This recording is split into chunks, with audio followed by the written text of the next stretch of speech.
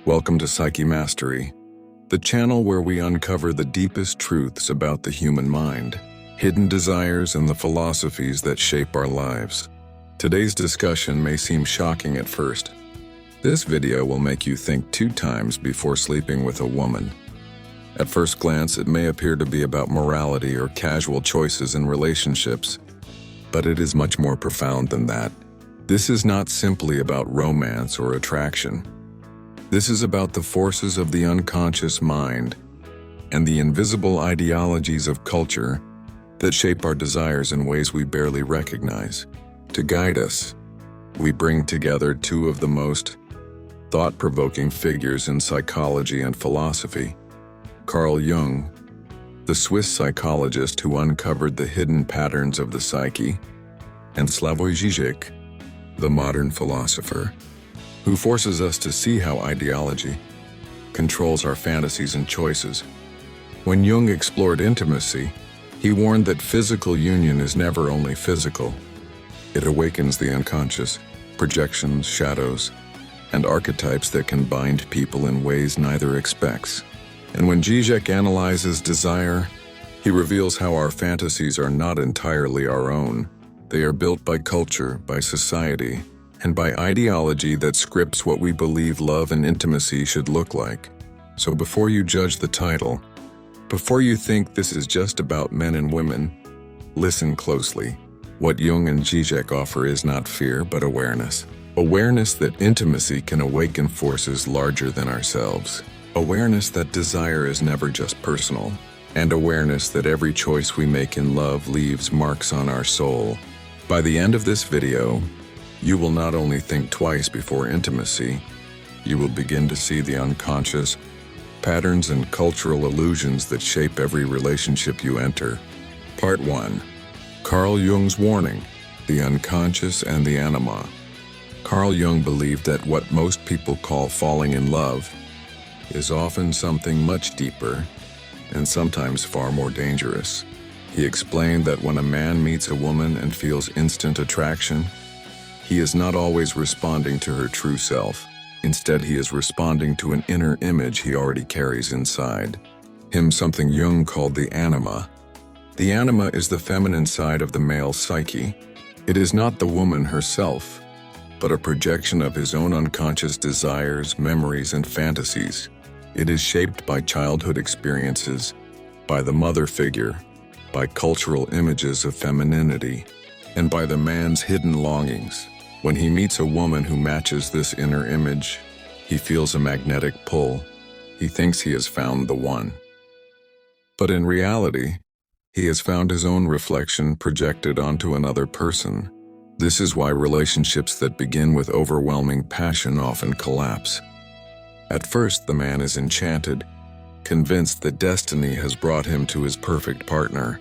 But when the projection fades, when reality reappears, he begins to see the woman as she truly is, not as his unconscious painted her to be. Suddenly, he feels disappointed or even betrayed, but she has not changed. It is only that his illusion has dissolved. Jung warns that to rush into intimacy without understanding these dynamics is like walking blindfolded into a storm. You may think you are simply sharing pleasure, but what you are really doing is colliding 2 unconscious worlds together. And these forces are not gentle. They can create bonds of obsession, dependency, and even destruction. Jung went further. Intimacy is not only about attraction, it is about the merging of unconscious patterns. To sleep with someone is to awaken psychological forces that tie 2 souls together. You may forget the physical moment, but your unconscious will not. The connection leaves marks that shape your future, relationships, and even your spiritual growth. Thus, Jung's first lesson is this: before you sleep with someone, pause. Ask yourself, am I truly connecting with this person? Or am I only meeting my own unconscious projection? Because intimacy is never casual. It is sacred, it is dangerous, and it shapes the destiny of your inner life. Part 2. Slavoj Žižek's challenge: desire, fantasy, and ideology. Now let us turn to Slavoj Žižek, the philosopher who shocks audiences by revealing the uncomfortable truths hidden beneath our desires. Zizek argues that desire is never simple. When you want someone, you are not only desiring that person, you are desiring the fantasy that surrounds them. Think of this. When a man desires a woman, she becomes more than herself. She becomes the symbol of something else. Perhaps she represents success, validation, adventure, or even rebellion. He is not just drawn to her, he is drawn to the story he tells himself about her. Zizek insists that this is not an accident. This is how desire always works. We do not want the object itself, we want the fantasy that gives it meaning. And where do these fantasies come from? From ideology, from the culture around us.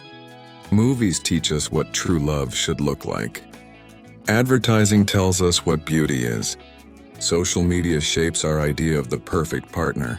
We think our desires are personal, but in reality, they're already scripted by society.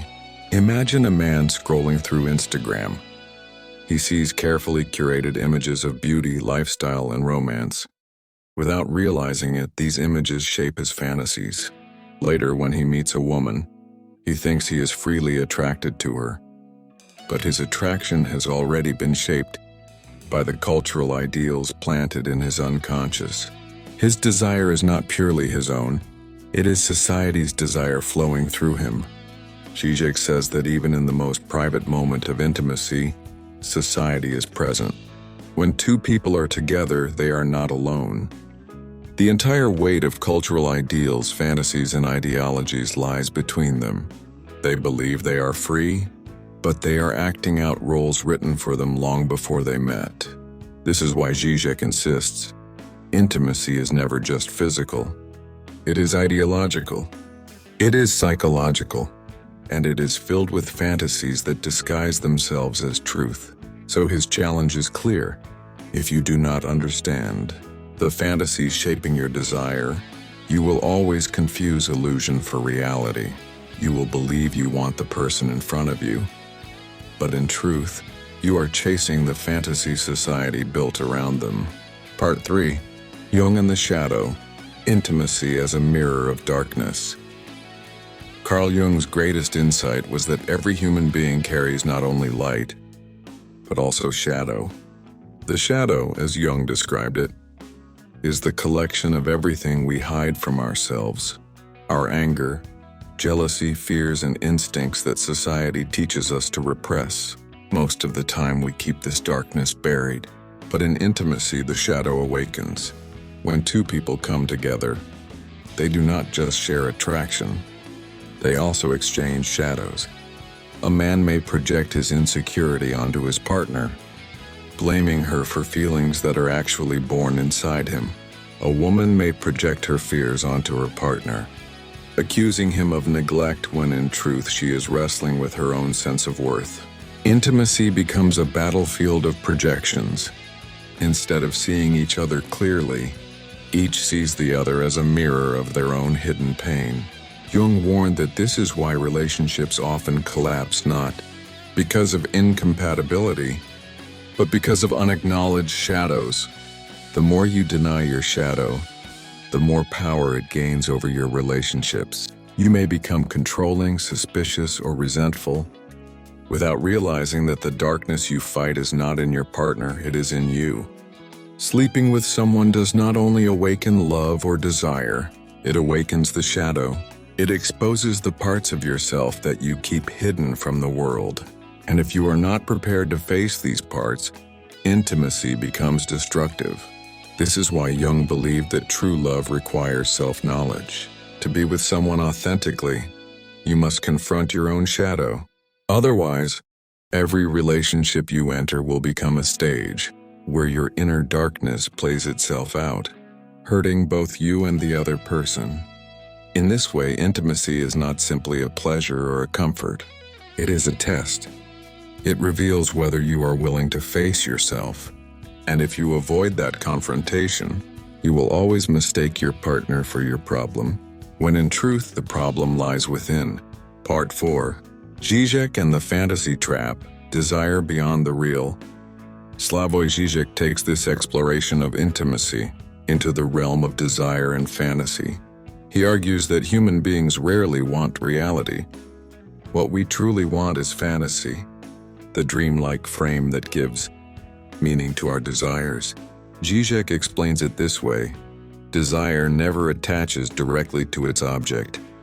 Instead, it attaches to the story we tell about the object.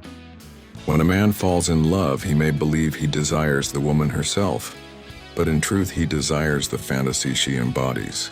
She might represent the comfort of home, the excitement of danger, or the prestige of social approval. Whatever it is not her reality. It is the fantasy wrapped around her.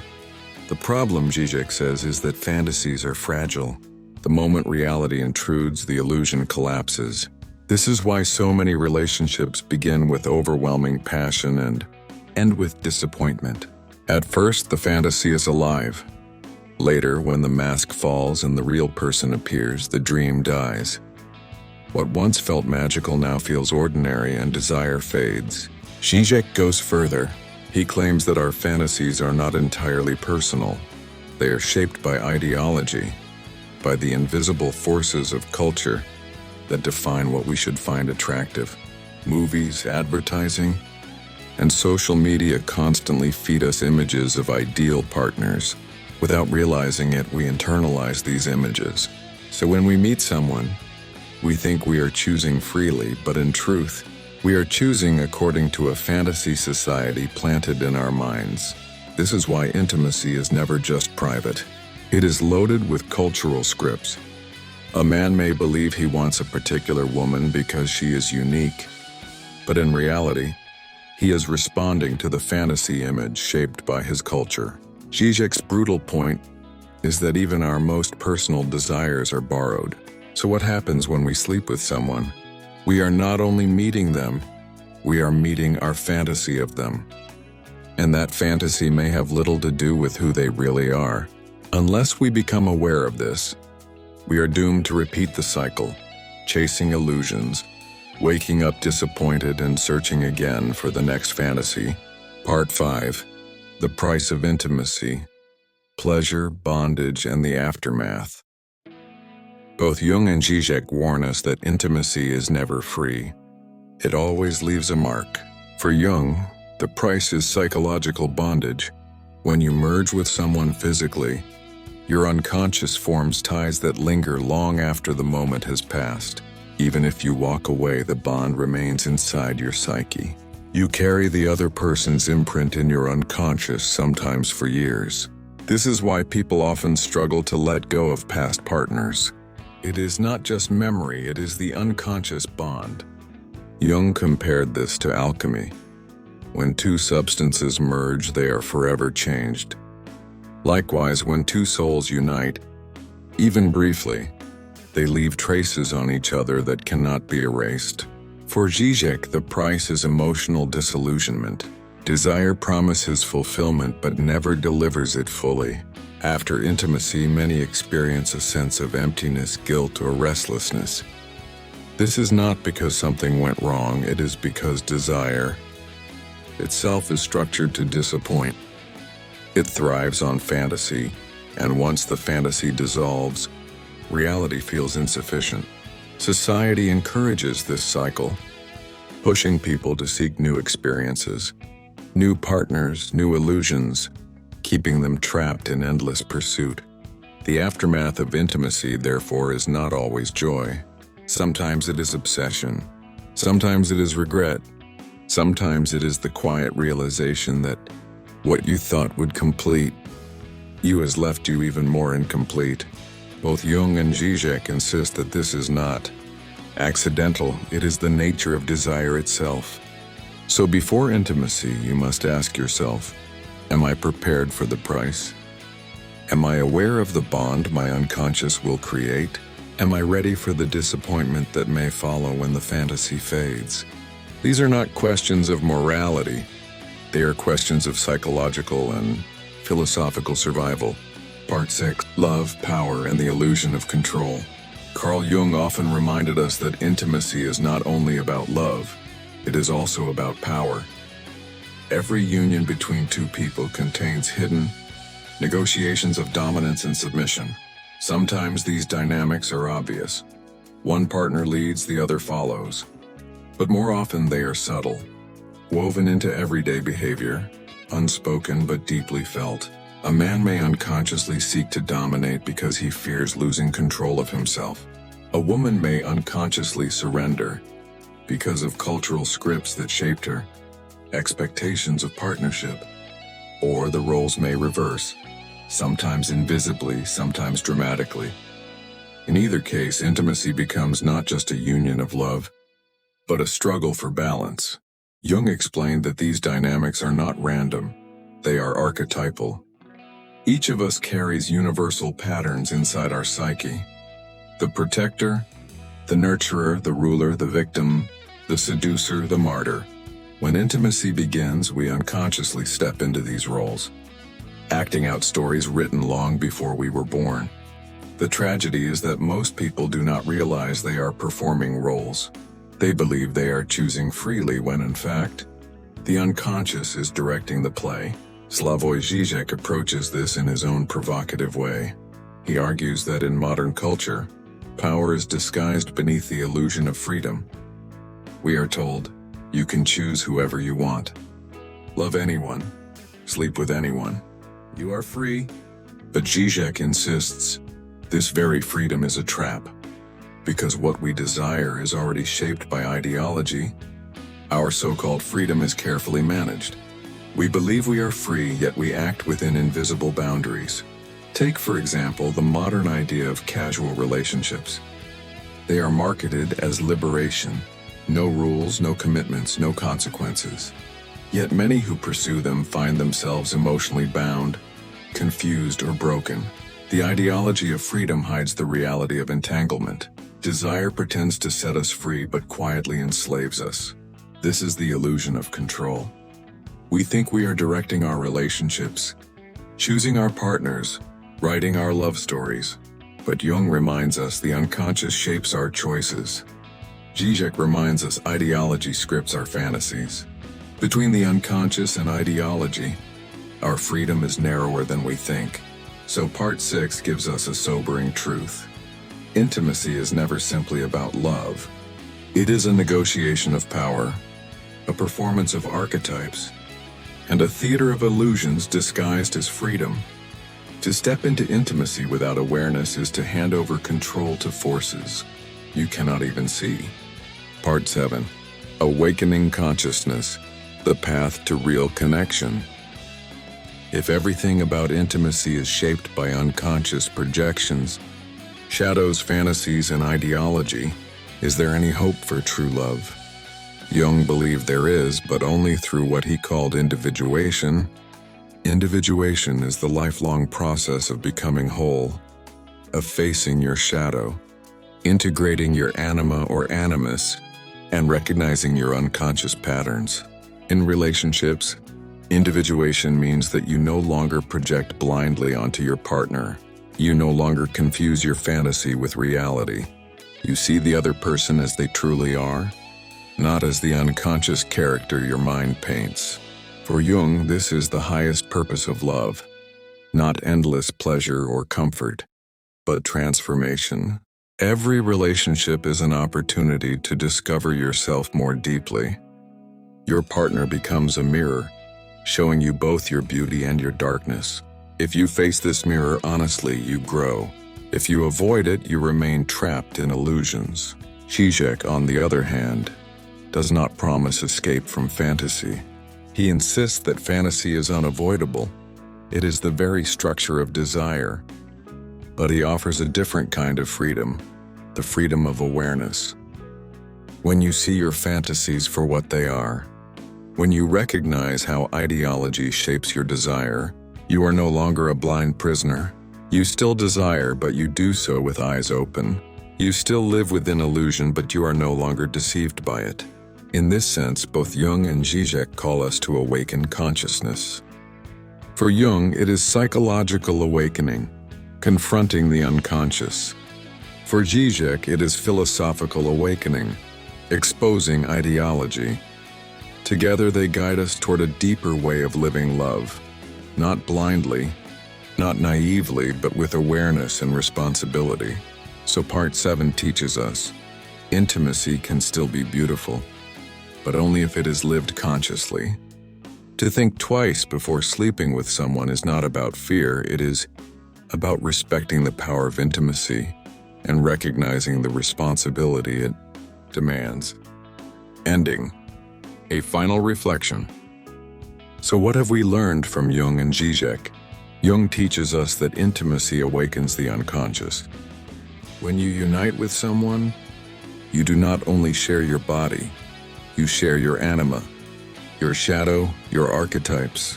If you are blind to these forces, intimacy becomes dangerous. If you face them, it becomes transformative.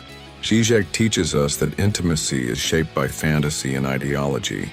When you desire someone, you do not only desire them, you desire the fantasy built around them. Culture scripts your attraction. Society whispers your choices. You may believe you are free, but often you are following an invisible script. Together, their voices form one truth. Intimacy is never casual. It is sacred, it is dangerous, it is ideological, and it is psychological. It leaves marks on your soul, binds your unconscious, and reshapes your future. To treat it lightly is to underestimate its power. So before you step into intimacy, pause. Ask yourself, am I truly seeing the other person or only my projection? Am I freely desiring, or am I following a cultural script? Am I ready for the bond, the shadow, and the price that intimacy will awaken? If you can face these questions honestly, then intimacy becomes more than desire. It becomes a path to self-knowledge, a chance for transformation, and perhaps the most profound mirror life can offer. This is why, as Jung and Zizek remind us, you must think not once but twice before sleeping with someone, because in that moment, you are not just entering another body, you are entering another world, and that world may change you forever. Welcome to PsycheMastery, where the journey into the hidden truths of the human mind continues.